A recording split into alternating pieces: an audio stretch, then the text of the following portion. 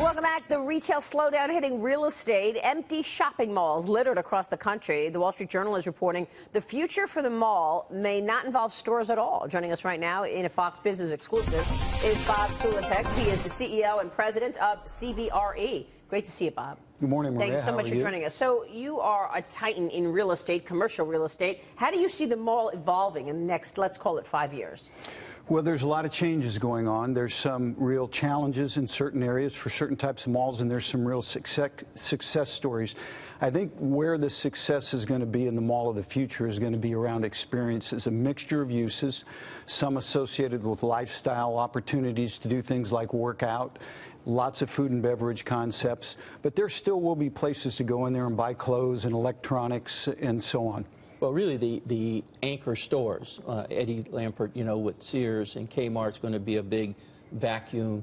You've got Macy's is going to be a big vacuum. You got JCPenney's a big vacuum. It's true. So that real estate's going to be very marketable, but again, it's got to become a destination type of atmosphere where people want to bring their children. You know, they want to have events, virtual realities, etc. I think, Bob.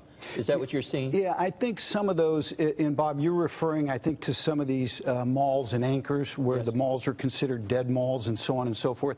I think there'll be some repurposing of those malls, but I think more likely those malls will be eliminated. They're on great property, big footprints, and I think you'll see these new mall of the future type circumstances evolve. Yeah. Some of them will have residential, for instance. Well, look at this recent report from Credit Suisse. Says as many as 25% of American malls will close by 2022. Not surprising.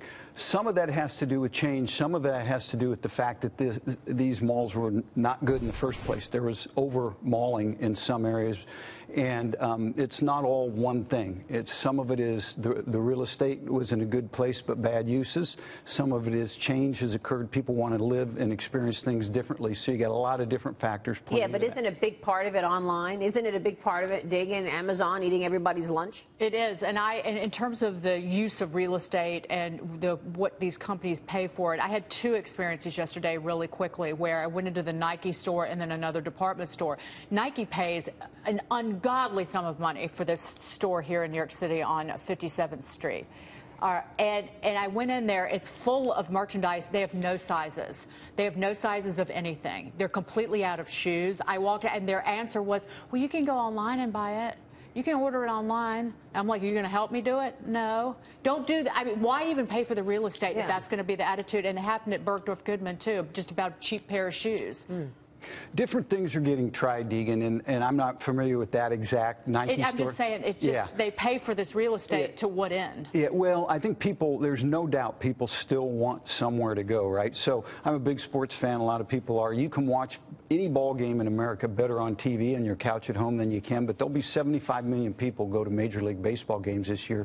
People like to go somewhere, so that's part of what you're seeing. Sure. And omni-channel, where you have the choices, is becoming more prominent. Yeah, and it made, I guess the question is, how many people need a showroom? I don't know if the Best Buy model will work for people. That's kind of had a little bit of a revival because they figured out people who make TVs, they need to have a showroom, so they'll support a retailer like that. I mean, is that going to happen with a lot of industries where they, even if people are ordering online, the manufacturer needs to have a place to visit to see the stuff? A lot of things are getting explored right now, and I think Best Buy's, everybody's watching Best Buy because they had their challenges and then they've come back. People want to come in and see their products. Some of them want to order them online and some of them want to buy them while they're in the store.